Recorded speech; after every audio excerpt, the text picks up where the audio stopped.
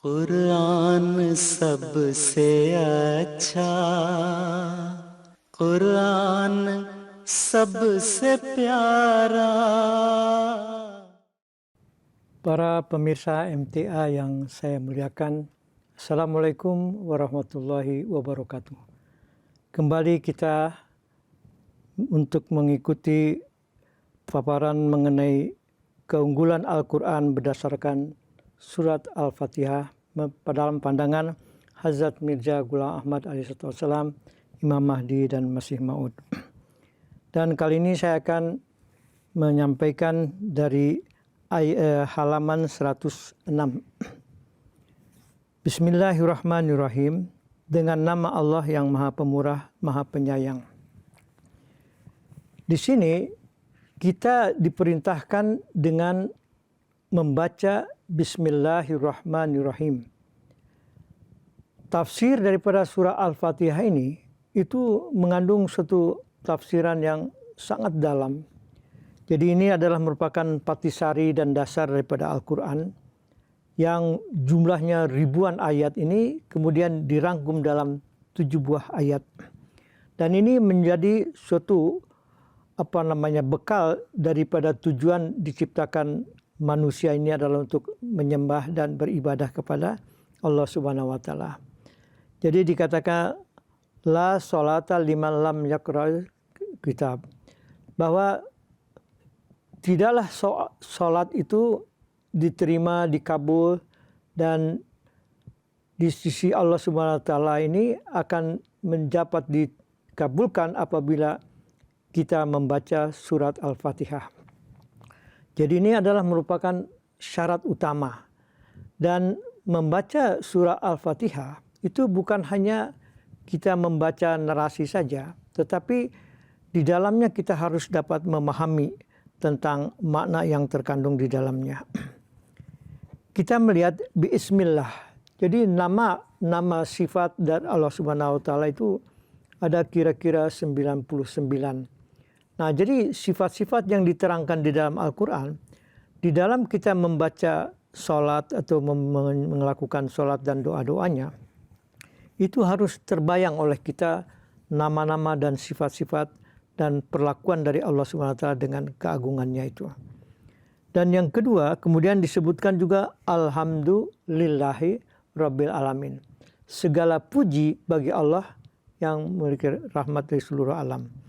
Dan di sini kita melihat bahwa dengan kita membaca Bismillah saja, itu memenuhi nubuatan ya di dalam Taurat, bahwa berberkatlah dia yang datang dengan nama Tuhan. Ya, jadi Bismillah ini merupakan suatu nubuatan bahwa Nabi Muhammad Rasulullah SAW, Nabi Agung yang akan datang di akhir masa daripada agama yang dibawa oleh Rasulullah SAW, itu akan membawa dengan firman-firmannya itu dimulai dengan Bismillah. Yang kedua di sini Alhamdulillahirabbil alamin. Nah, kita melihat sifat-sifat Allah yang sangat terpuji. Nah, di dalam kita juga membacakan ayat-ayat dan doa ini, kita pun harus memiliki suatu karakter dan akhlak serta sifat-sifat yang terpuji. Ya. Bagaimana kita bisa memuji Allah Subhanahu wa taala kalau dari amal-amalan kita ini ada satu sifat-sifat yang kurang terpuji. Nah, jadi seperti halnya seorang pembantu ya, apabila dia sangat setia kepada tuannya, dia memuji tuannya, maka tidak mungkin ada satu perbuatan atau langkah-langkah yang akan tidak disukai oleh tuannya itu. Nah, jadi di sini juga merupakan satu peringatan Alhamdulillahi Rabbil Alamin. Tafsir yang diberikan oleh Hadrat Masih Maud Salam tentang Rabbil Alamin, Rabb artinya penguasa, pemilik. Dan Rabb itu adalah mempunyai sifat rububiyat, memberikan, menciptakan dari tidak ada menjadi ada, yang tidak sempurna menjadi sempurna, dan memberikan tarbiyat dan bimbingan secara tekun dan sampai kepada kesempurnaan. Jadi di dalam kita mengatakan Rabbul Alamin, Allah Ta'ala Rahman dan Rahim tadinya. Ada sang pencipta memberi dengan tanpa diminta. Rahman itu adalah kita disediakan alam semesta dengan segala isinya, itu sifat Rahman. Dan Rahim adalah memberi, ya, berkali-kali berulang-ulang memberi itu atas dasar permohonan. Nah, jadi di dalam kita Ar-Rahmanir Rahim ini, di situ pun kita harus memiliki sifat-sifat yang katakan sibghatullah, wa man ahsanu minallahi sibghah.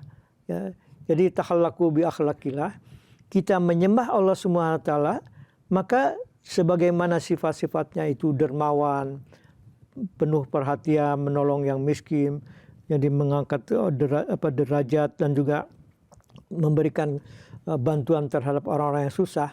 Nah, di dalam kita melakukan sholat dan doa-doa dari Fatihah, ini pun kita harus bisa mewarnai diri dan kehidupan kita dengan sifat-sifat dari Allah Subhanahu wa taala. Nah, jadi di sini Rahmanir Rahim. Kemudian di situ ada dikatakan Maliki Yaumiddin, ya. Penguasa daripada seluruh kerajaan di hari kebangkitan, hari hisab itu. Nah, ketika dibacakan ini, ya, bahwa Malik Yaumiddin, hati kita akan bisa membayangkan bagaimana Allah SWT sebagai penguasa alam semesta ini. Kemudian Iyyaka na'budu wa iyyaka nasta'in. Maka segeralah, ya, langsung saja hati kita merunduk. Jadi kita menghadap kepada Allah SWT dengan doa-doa tadi permulaannya itu. Kemudian timbul rasa kita itu keinginan untuk beribadah kepada Allah SWT. Iyyaka na'budu wa iyyaka nasta'in. Nah, na'budu itu menempatkan doa itu kepada status kita sebagai hamba. Abd. Ya, abd itu hamba. Jadi di dalam kita memohon itu memang harus penuh dengan kerendahan hati. Nah, tetapi di dalam itu juga ada satu tuntutan, na'budu wa iyyaka nasta'in, yaitu memohon perlindungan kepada Allah Subhanahu wa taala. Nah, jadi iyyaka na'budu wa iyyaka nasta'in ini itu status kita sebagai hamba Allah Subhanahu wa taala, tetapi ketika kita sudah mencapai suatu makam kebahagiaan, dan kita tidak boleh juga lupa untuk memenuhi hak-hak dan tanggung jawab kita kepada sesama. Nah, jadi ubudiyat di sinilah yang dituntut oleh dalam doa surat daripada Al-Fatihah. Nah, jadi inna sholata tanha anil fasya wal munkar. Di situ dikatakan soal sholat yang sejati adalah yang mampu dia menjaga diri seseorang daripada keburukan, daripada kemaksiatan. Nah, jadi kalau kita melakukan sholat, ya, hanya ritual saja, hanya gerakan-gerakan yang tidak sampai mendasar kepada kedalaman kalbu kita yang tulus dan ikhlas. Nah, ini tidak ada dalam satu pemenuhan daripada tujuan daripada ibadah itu. Nah, jadi ini di dalam Rabb juga, ya, Rabb itu artinya dari manusia diciptakan, makhluk segala diciptakan dari tidak berdaya menjadi ke arah kesempurnaan. Nah, di sini juga di situ adalah harus ada perubahan, ada revolusi, ada tahapan-tahapan yang harus meningkat kepada kesempurnaan. Nah, jadi di sini di dalam suatu sholat itu sendiri, sebetulnya sholat itu doa, mukhul ibadah, ya. Jadi patisari daripada sholat itu adalah ibadah. Dan ibadah itu baru dia akan menjadi hidup kalau ada suatu getaran, kalau ada sesuatu yang menyala dia, dihidupkan, ya. Kalau kompor dia kita taruh apapun di atasnya, tidak akan menjadi masakan atau apapun yang kita coba untuk dimasak di sana, tidak akan bisa menghasilkan apa-apa. Nah, di dalam sholat pun ada namanya solyun, ya. Dikatakan bahwa tasla naron hamyah, dinyalakan api neraka itu. Nah, solyun itu artinya merambat, menyala, dan dia itu berjalan, bergerak. Nah, di dalam kita beribadah kepada Allah SWT, status rohani kita pun harus ada merambat, harus ada menaik dari status-status daripada yang rendah itu menjadi kepada ketinggian dan kesempurnaan. Jadi di sini di sifat Rahman, ya, itu adalah menonjol dari sifat Rahmaniyah. Allah Ta'ala tidak diminta pun memberi. Jadi kedermawanan pun bagi pesolat itu harus nampak di dalam keseharian. Kemudian ada sifat yaitu yang rahim, ya, yaitu sifat iba dan kasih sayang dan simpati terhadap sesama. Jadi Nabi Muhammad Rasulullah SAW itu tanpa diminta.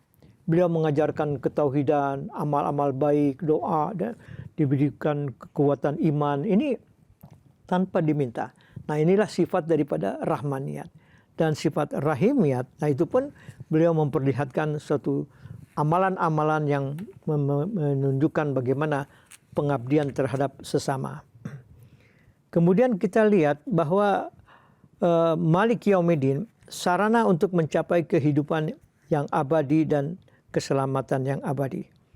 Nah, di sini Malik Yaumiddin itu di dalam Al-Quran diterangkan bagaimana ya Allah Ta'ala memaafkan dosa-dosa dan menutupi kelemahan dan pelanggaran orang-orang. Nah, jadi di dalam kita juga membaca surah Al-Fatihah ini, kita membaca Malik Yaumiddin, itu hati kita harus benar-benar tergetar.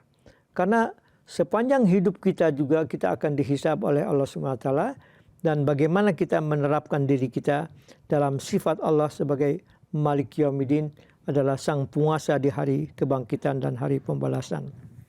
Nah, di situ dikatakan bahwa sholat ini tidak hanya doa saja, tetapi harus diikuti juga dengan zikir. Ya, kalau zikir itu adalah menghiasi dan membersihkan dan menambah nilai-nilai kecintaan dan keyakinan dan ketulusan kita terhadap Allah Subhanahu wa taala.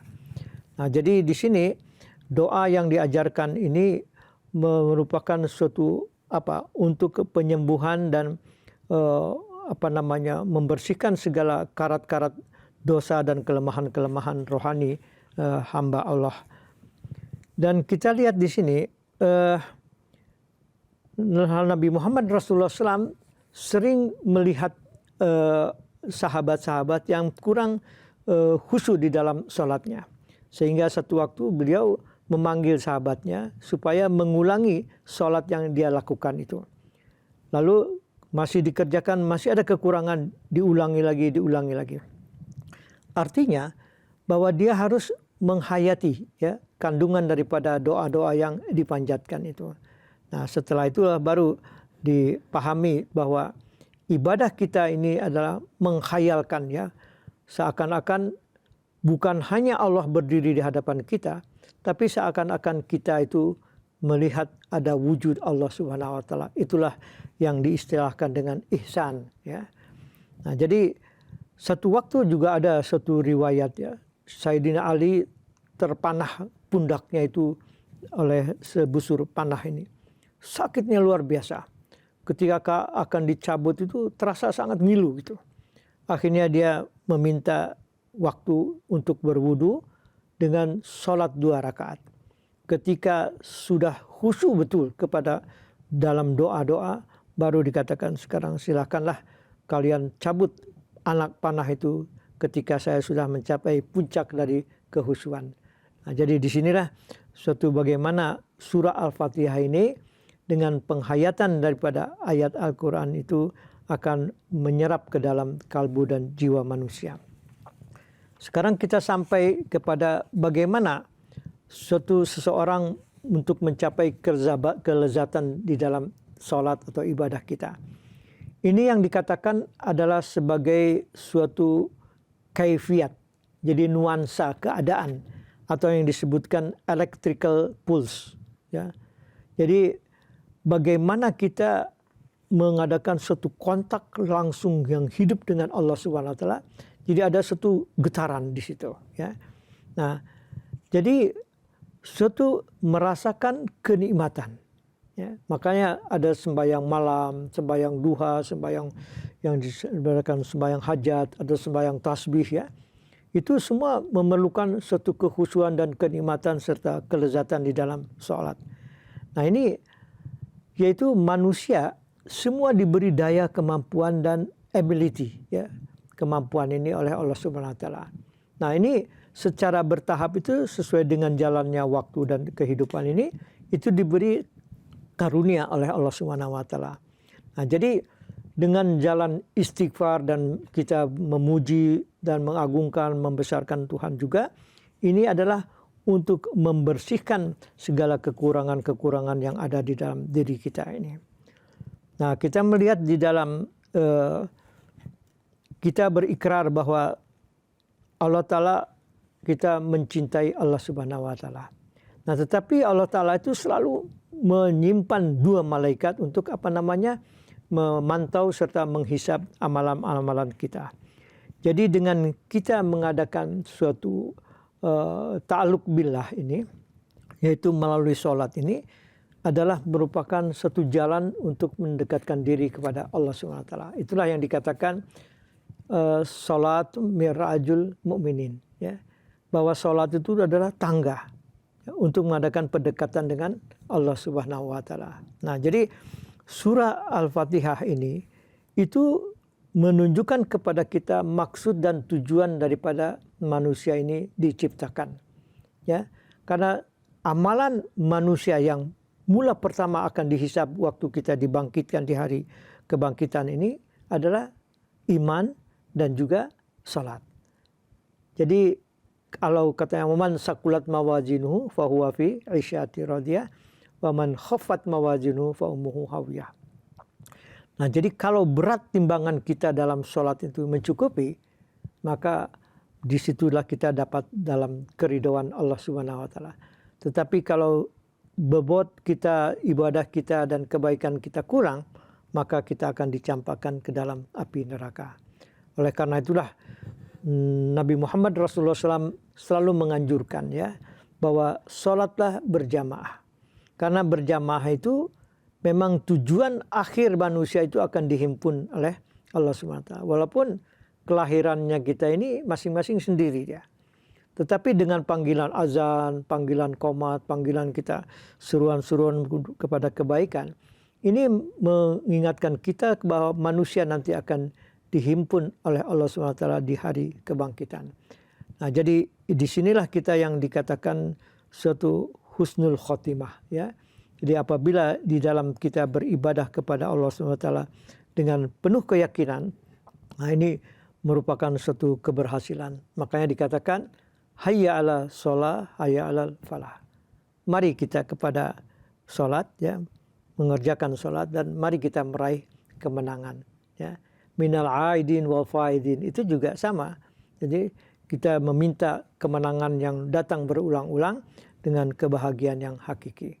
Nah, begitu juga adalah dengan ibadah haji, ya, pengabulan haji yang mabrur ini juga dengan kita hijrah dan berkorban di jalan Allah SWT, itu tujuannya adalah untuk kita meraih daripada keridhaan Allah Subhanahu wa taala. Jadi di dalam sholat itu perlu adanya memiliki ilmu ma'rifat. Artinya ilmu untuk mengenali, ya, mengenali sifat-sifat Allah, mengenali juga kalamnya, firmannya, ada pesan dan larangannya.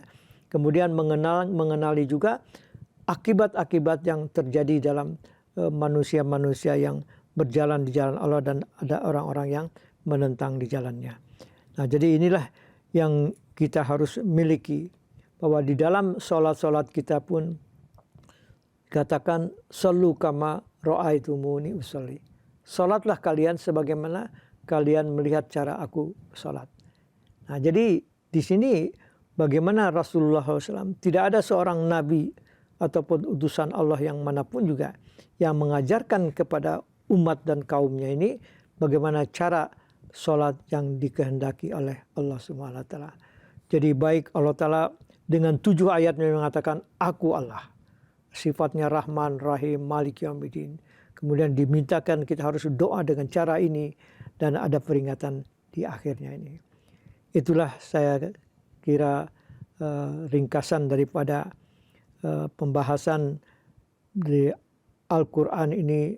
Bagaimana pandangan Hadrat Masih Maud Salam dari yang disebutkan di dalam surah Al-Fatihah.